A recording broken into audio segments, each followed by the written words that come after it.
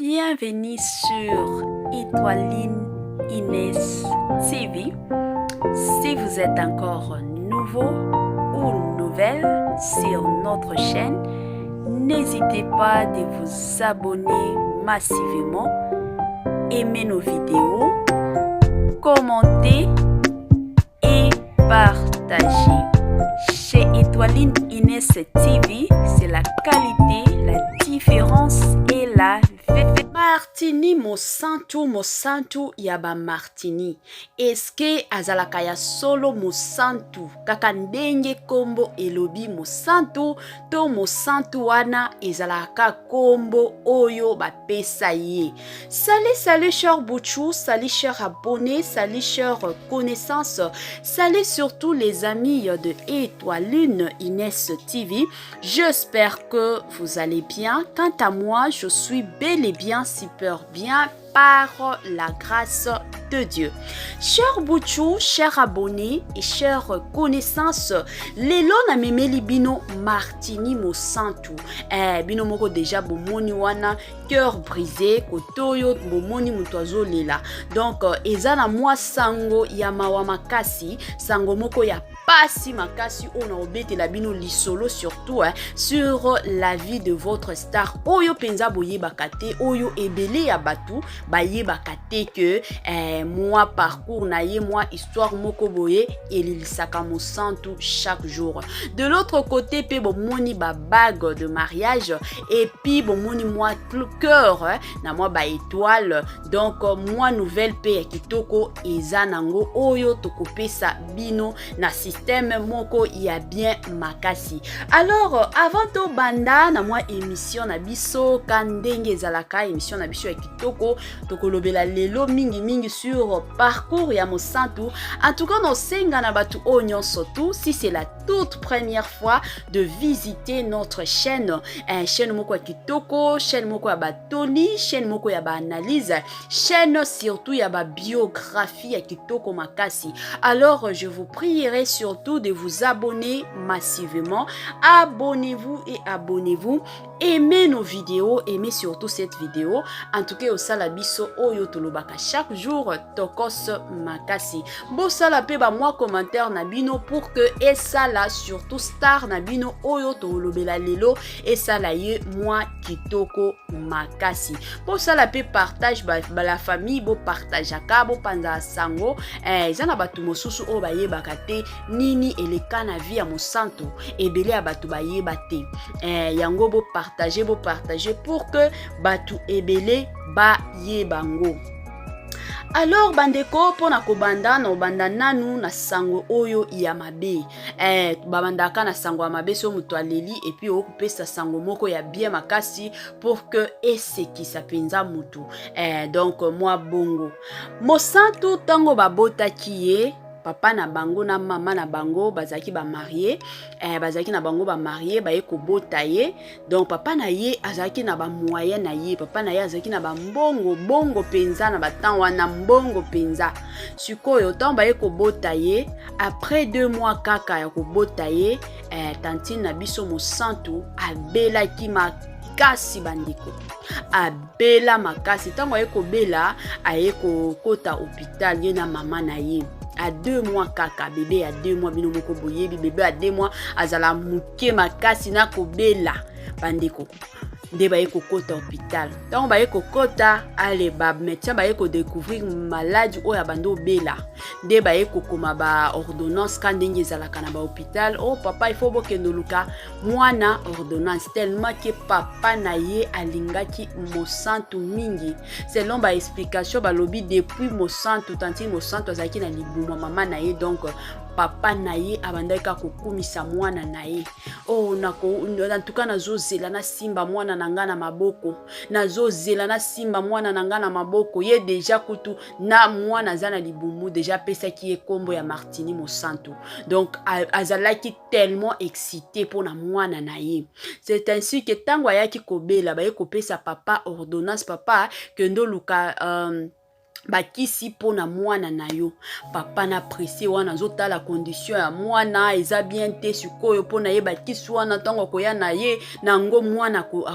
akobika mbala moko nde papa ye ko démarrer mutuka azokende ka boye papa asali accident bandeko papa aye kokufa parce que abandaki kokende kosombela bébé na ye ya 2 mois bakisi mais na nzela papa asali accident directement et sur place papa ayaki kokufa bandeko lisolo oyo jusqu'à présent esalaka Martini pasi makasi donc esalaka Tantine Mosantu pasi place nyonso atambolaka pasi wana atambolaka nango ye moko kutu aoloba batu mosusu ebele ya batu bakola na bapapa na bango menga na kola na papa na ngate na mona papa na ngate na solola na papa na ngate bandeko eza ya pasi kutu batu ebele bakufela bapapa na bango ba âge eza déjà avancé na ba 13 ans na ba 14 ans ti lelo donc affection wana ya bapapa na bango bazala nango na mitema mais imaginez Mosantu Tantine Mosantu à l'âge de 2 mois de 2 mois bandeko ayebi ata voix ya papa na yete ayebi ata voix ya papa na yete ayebi ata elongi ya papa na ye bien sûr ba photo ezalaka mais ba photo penza ebimaka bimaka neti ka ndenge muto azalaka biso nyonso toyebi bandeko yango ti lelo esalaka Tantine Martini pasi na motema bandeko elelisaka ye chaque jour soki batuni ye kalikambo ya papa bandeko esalaka ye pasi alelaka soki amoni ata papa na mwana na ye bazoleka nzela to baza na restaurant papa na mwana na famille bazoliaka en tout cas yema ya miso etanga kaka bien sûr c'est vrai to monaka Tantine Martini aza mutu oyo asekaka mingi alinga vraiment koseka omonaka aza na esengo ezaka esengo parce que amesana nango mais na kati ya motema pota wana ti lelo ti ndenge azokola bandeko pota wana azala nango kaka tango na yokaki histoire façon abandaki ko expliquer bandeko bandaki kolela esalaki nga pasi penza na mitiaki na place na ye en tout cas bandeko eza pasi kobungisa surtout ba parents kobungisa surtout bandeko o grande sœur o petite sœur bandeko esalaka pasi pona bandeko o basi babungisi déjà bayebi makambo na oloba esalaka pasi makasi bandeko na motema tokota na mwa carrière na ye à part ça bandeko bino moko boyebi ka ndenge zalaka abandaki carrière na ye c'était en 2008 de abandaki mwa carrière na ye ya makambo ba film makambo ba théâtre ya salaka donc depuis 2008 nde abandaki carrière na ye abandaki yango na groupe ya président Lelo donc groupe Léal de place abandaki ajoaki kuna aye ko jouer kuna ani moko kaka ya pamba tango aye ko jouer bon azalaki vraiment contente te c'est ainsi que ayaki ko changer alobi na kenda ta na groupe mosusu aye ko senga président na ye président alobi pas de problème okoki ko kende groupe olingi alobi na nina kende na groupe ya président na biso Lady Esobe o tobengaka phénomène nde ayaki kokota kuna c'était déjà en 2009 nde ayaki kokota akoma kupe ko jouer kuna ko jouer jusqu'à ce que groupe wana ayaki pe kokufa ka ndenge zalaka ale déjà bato ebele surtout bato a poto babando mona ndenge Martini abandaki ko jouer nde bato a poto vraiment basalala kike baya kozwa Mosantu Martini Mosantu na Top Vision yango ebele ya bato bayeba Tantine Mosantu na Top Vision bino moko boyebi bomona tango Top Vision penza ebandaki yaki na moto makasi donc ebele ya bato nyonso to ba o ba joie na Top Vision ti lelo ba carrière na bango ezaka likolo ba yebani ebele ya bato kuna penza na Top Vision akenda okuta ba Ariashu akenda okuta kuna ba ba Darling Palata donc bango nyonso to bando jouer na ba Top Vision ba mama Ebakata ba Gabriel Bolembu bango nyonso tout donc tango bazwa ki ekuna yango esala kike ebele ya batu bakoma ki kolobela Mosantu. À part ça Mosantu azalaka na mwana Mosantu abota mwana moko bandeko oyo pe eza histoire kaka ya pasi bandeko histoire moko ya kolelisa kaka Mosantu abando vivre azaki na copain na ye Monica kokola mutu soki azokola ba âge eza na batu mosusu babandaka déjà kolingana ba âge ba 15 ans ba mosusu omona 16 ans 17 ans 18 ans quand même mais moi maîtrise ezalaka déjà mutu akomi alingi pe respect alingi pe azwa mobali oyo ko respecter ye mais na ba 15 ans wana ba nebele surtout ya basi bazala moi troublé surtout soki ozana moi entourage moko ya mabe ozala moi troublé c'est ainsi que ye pe akutana ki tango bando kola wana akutana ki na moi garçon moko boye en tout cas balingana ki mingi ye kutu bolingo na ye ezalaki ya koleka comparativement à ta mobali donc alela mobali wana pas possible alingaki ye na motema na ye nyonso et ko sala ke Tantine Mosantu aye kozwa zemi tango aye kozwa zemi nde mobali sikoyo aye kolakisa ye bizaleli na ye donc bizaleli penza mobali wana ebimaki na oyo tolobaka ebimaki na poasa bandeko garçon wana akomi ko maltraiter Tantine Mosantu pas possible bambanda oyo kindumba ya mobali ya kosakana te et ko sala soki ake kotala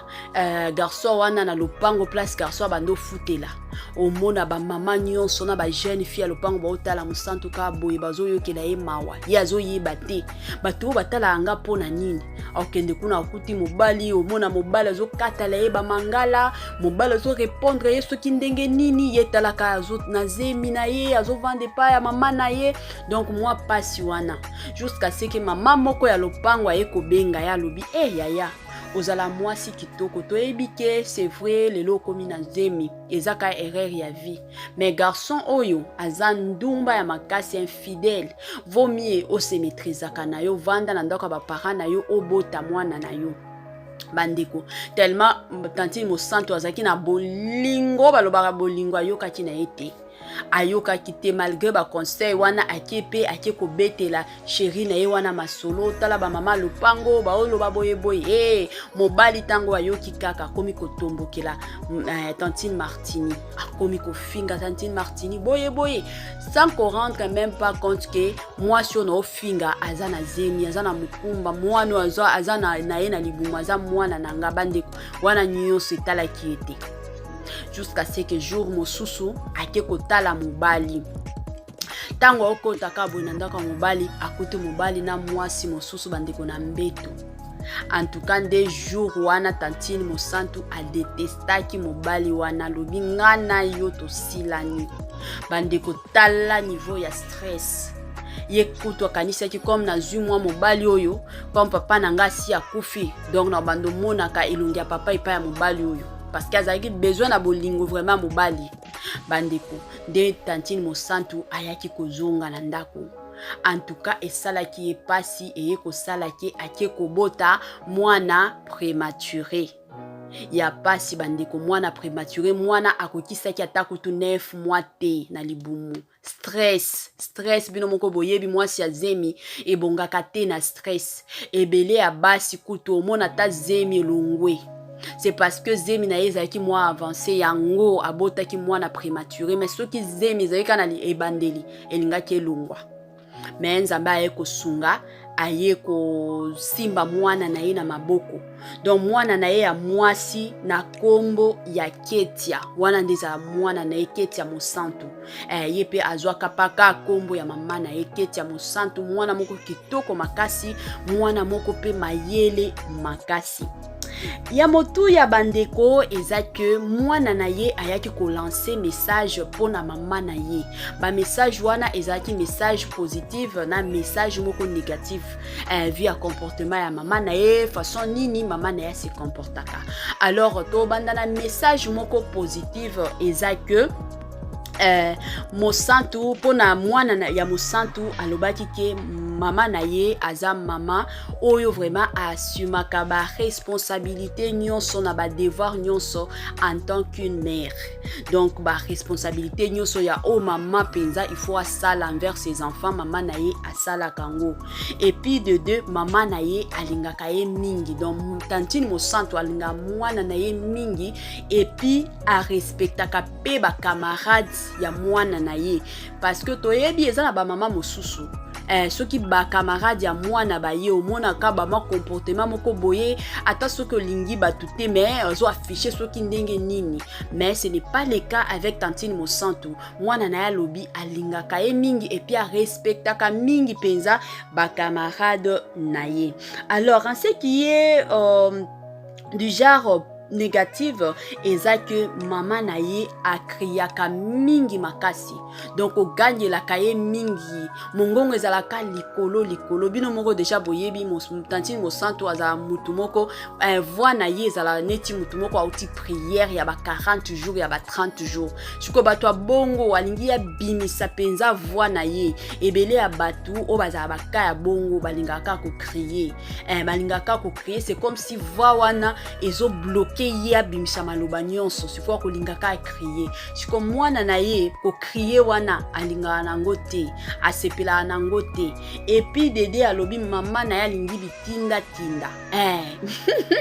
bana lelo somo alobi mama na ye alingi bitinda ta place o mama na ifo alamuka azo soki nini ifo ka benga mwana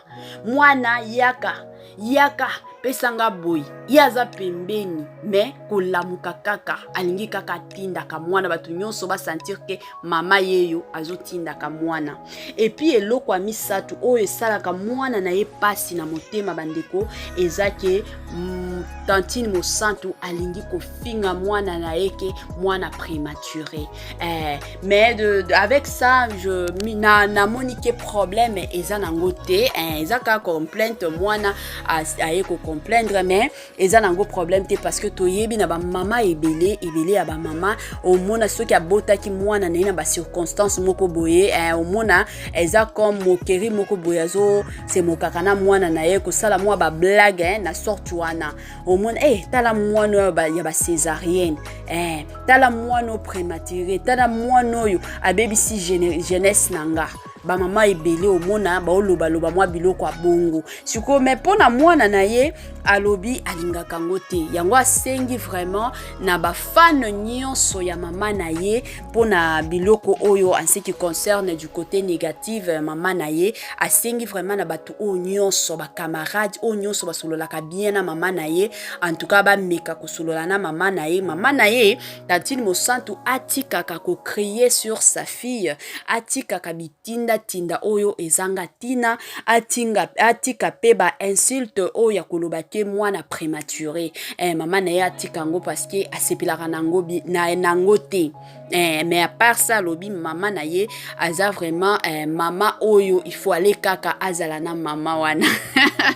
en tout cas wana keti ya mosantu de aye kopesa pe ba propos na ye donc mutu na mutu pe apesa kaka ba propos na ye na ndenge ya bien na système ya oyo tolobaka chaque jour tokos makasi. À part ça, la famille en ce qui concerne la relation amoureuse de notre star Martini Mosantu